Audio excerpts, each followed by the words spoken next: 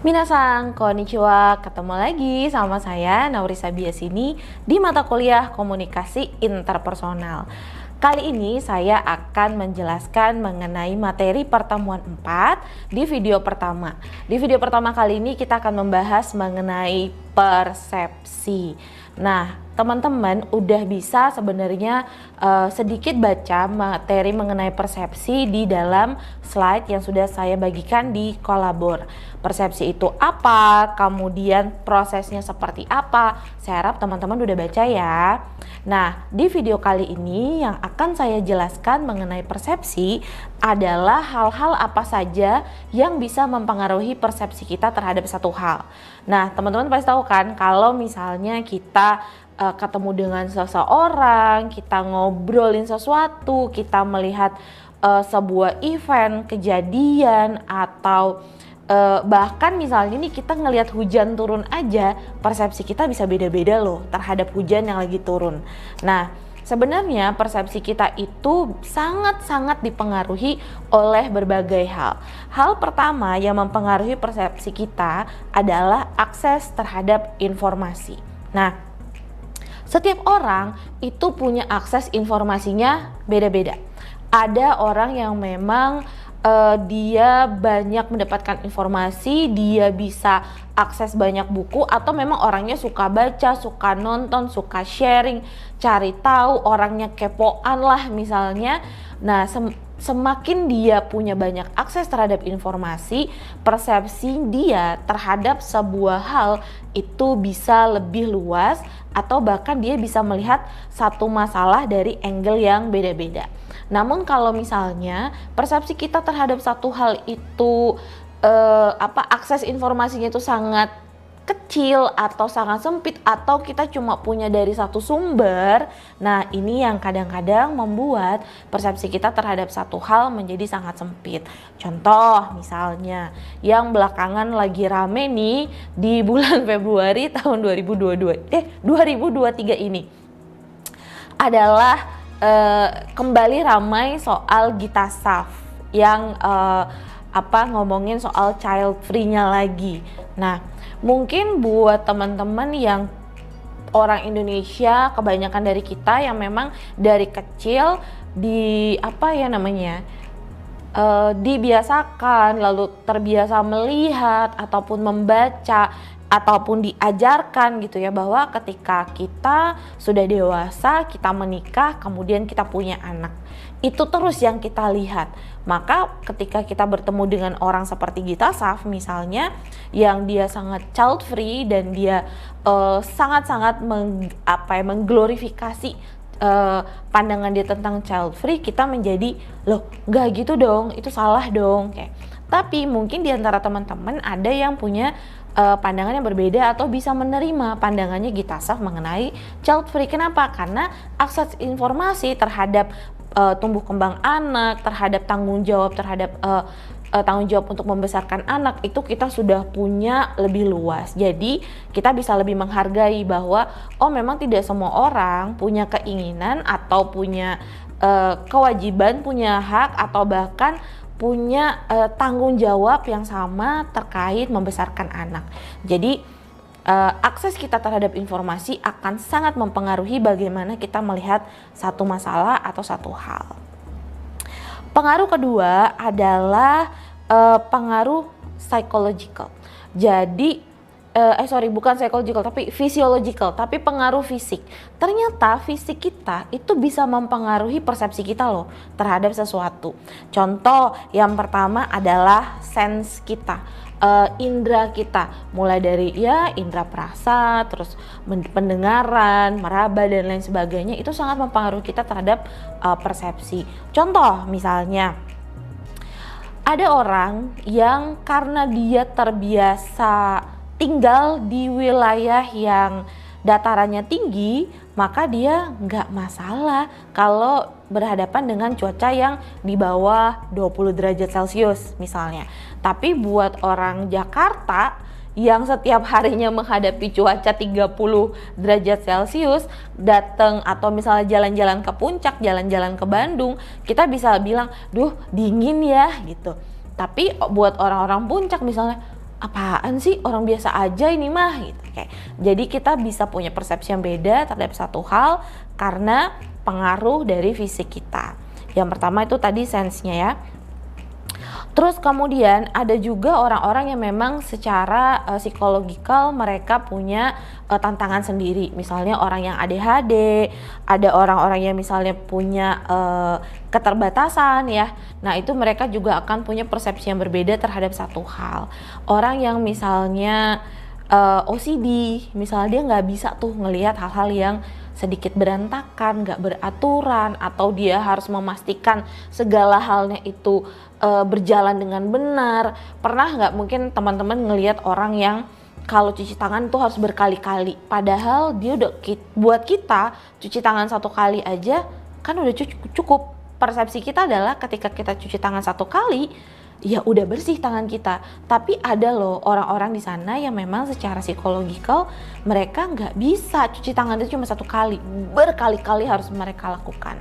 Jadi kita juga harus bisa memahami bahwa orang punya tantangan psikologis yang beda-beda. Yang berikutnya adalah usia.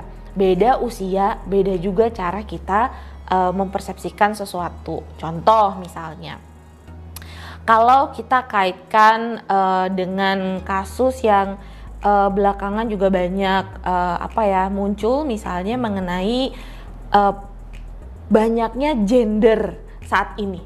Kan saya selalu bilang di kelas sama teman-teman kita selalu bedakan antara jenis kelamin dan gender. Nah belakangan kita tahu gender itu semakin banyak sampai saya aja udah nggak bisa ngikutin lagi nih ada berapa banyak sih gender sekarang gitu. Nah mungkin buat orang-orang yang usianya sudah 50, sudah 60 saat ini mereka akan kesulitan untuk mengikuti perkembangan hal seperti ini. Persepsi mereka mungkin ya udah gender itu female dan male gitu. Atau kalaupun ada gender tambahan yang mungkin ya transgender atau androgyny, itu aja mungkin buat mereka udah sulit untuk terima. Tapi untuk generasi muda mungkin teman-teman sekarang ini udah lebih familiar dengan yang namanya gender fluid lah, transgender lah, kemudian ada banyak banget deh gender sekarang kalau diikutin. Bahkan ada yang udah bikin listnya, katanya gender tuh udah lebih dari 70 macam saat ini. Nah itu PR teman-teman tuh nanti untuk ngikutin ya perkembangan gender. Jadi dari segi usia kita mempersepsikan sesuatu juga bisa berbeda. Kemudian hal berikutnya yang bisa mempengaruhi persepsi kita adalah kesehatan kita atau kondisi tubuh kita. Ketika kita sehat dibandingkan ketika kita lagi sakit, persepsi kita terhadap satu hal bisa beda loh. Contoh misalnya, ketika kita lagi sehat, persepsi kita tentang makan buah dan sayur itu nggak peduli. Misalnya, kan gue sehat, nggak usah lah makan buah, makan sayur. Yang penting gue sehat, yang penting gue kenyang, yang penting gue bisa punya energi, bisa hidup dengan tenang. Tapi ketika kita sakit, persepsi kita tentang buah dan sayur bisa beda nggak? Bisa beda gitu. Jadi itu juga kesehatan kita itu bisa mempengaruhi persepsi kita terhadap satu hal. Yang berikutnya adalah hunger atau rasa lapar. Kok bisa ya rasa lapar mempengaruhi persepsi kita? Nah teman-teman pernah nggak sih misalnya ngelihat temennya atau bahkan ngalamin sendiri, ketika lagi lapar gue bawaannya pengen marah. Ada kan yang kayak gitu, makanya ada istilah namanya hangry, gabungan antara hunger dan angry. Jadi ketika kita sedang lapar, memang sudah diteliti kita lebih irritable, lebih gampang kesel. Misalnya kalau kita lagi biasa-biasa aja, terus kita misalnya dilewatin orang gitu ya, lagi di bawah motor gitu, tiba-tiba ada yang ngalangin atau apa, kita masih biasa aja. Tapi ketika kita lagi lapar, ada ngeliat sesuatu yang salah dikit, kita bisa langsung marah-marah, kita bisa langsung maki-maki orang. Jadi bagaimana kita harus jaga tuh ketika kita lapar, hati-hati, karena bisa jadi persepsi kita terhadap satu hal itu bisa berubah. Dan yang namanya biological cycle atau siklus biologis kita itu juga ternyata bisa mempengaruhi persepsi loh. Misalnya di usia kita remaja, dewasa, kemudian usia sudah mature ya, di atas 40, 50, pandangan kita terhadap pornografi, terhadap seksual itu pasti berubah. Pandangan kita terhadap misalnya stres itu berubah. Dulu misalnya waktu SMA, waktu SMP, yang bikin kita stres apa? Mungkin yang bikin stres ya tugas, itu bikin stres. Tugas atau bahkan yang bikin stres adalah ketika kita nggak bisa jalan sama teman-teman karena misalnya lagi nggak ada uang jajan dari orang tua atau apa. Tapi ketika kuliah, yang bikin kita stres mungkin hal yang berbeda. Ketika kalian nanti sudah bekerja ataupun sudah menikah, yang bikin stres juga bisa beda lagi. Dulu misalnya yang bikin stres gue adalah tugas nih. Tapi ketika udah kerja, yalah tugas gitu doang mah nggak bikin stres. Yang bikin gue stres adalah ngadepin bos misalnya. Tapi ketika misalnya nanti kalian punya anak, ngadepin bos mah nggak ada apa-apa stresnya. Yang bikin stres justru anak-anak gue yang bandel-bandel misalnya gitu. Jadi siklus hidup kita, siklus tubuh kita itu juga bisa mempengaruhi persepsi kita. Oke. Kemudian yang bisa mempengaruhi persepsi kita terhadap satu hal juga adalah perbedaan budaya. Nah, nanti mungkin teman-teman akan lebih banyak mempelajari ini di mata kuliah komunikasi antar budaya di semester berikutnya. Tapi saya mau singgung sedikit bahwa kita sebagai manusia kita harus paham kita tuh memang terlahir beda-beda. Kita tinggal dan kita hidup di lingkungan yang punya budaya yang beda-beda. Nggak usah deh kita ngomong jauh-jauh budaya Indonesia sama budaya Amerika misalnya beda banget. Tar dulu.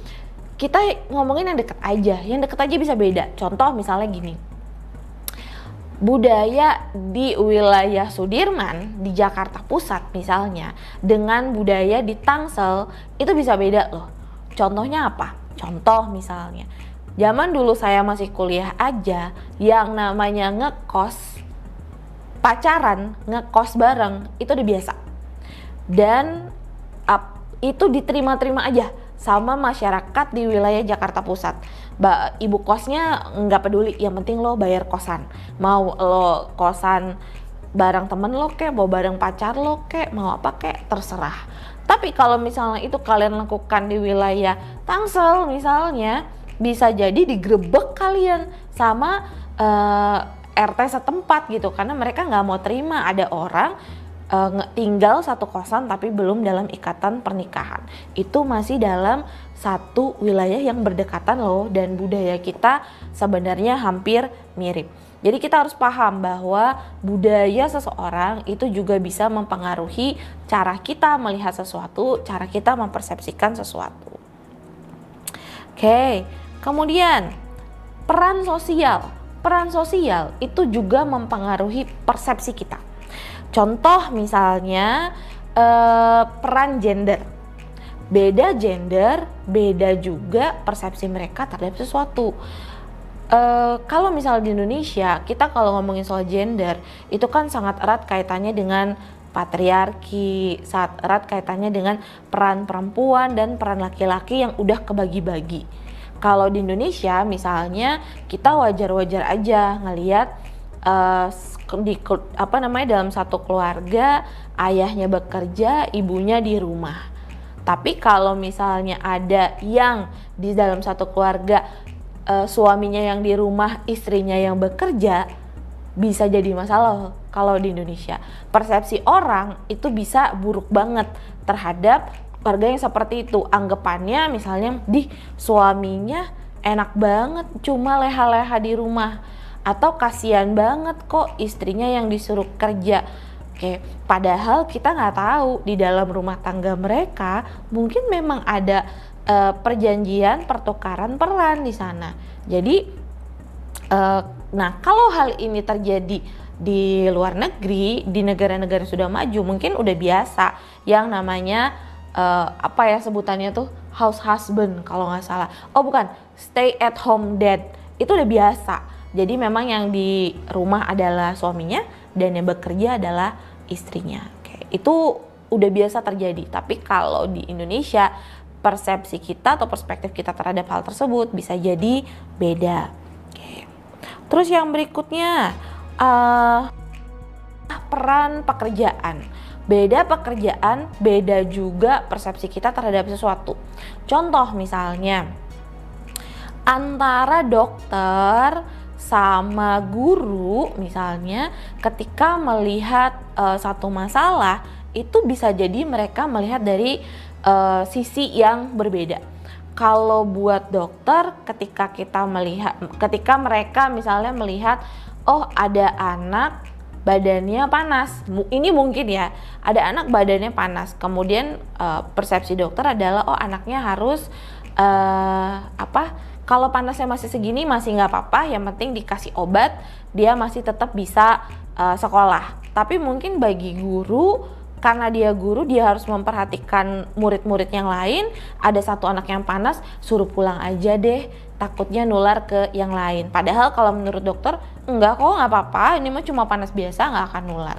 Jadi beda pekerjaan bisa juga berbeda perspektifnya terhadap satu hal. Oke. Nah, kemudian dari apa yang sudah teman-teman dengar tadi mengenai hal-hal yang bisa mempengaruhi perspektif kita, mudah-mudahan teman-teman bisa paham bahwa satu masalah itu tidak bisa kita lihat hanya dari satu angle aja. Jadi ketika misalnya teman-teman menjalin hubungan interpersonal dengan orang lain, ketemu dengan orang baru, ingat jangan hanya dilihat dia dari kacamata teman-teman aja. Karena perspektif yang dia punya dengan perspektif yang kita punya bisa jadi beda-beda. Nah, itu adalah materi pertama yang saya buat dalam video di pertemuan 4 ini. Semoga paham. Kalau misalnya nggak paham, silahkan diulang lagi videonya, atau teman-teman bisa sambil baca slide presentasi atau bisa baca lagi buku yang udah saya share ke teman-teman. Terima kasih buat teman-teman yang udah nonton. Ketemu di video berikutnya. Dadah!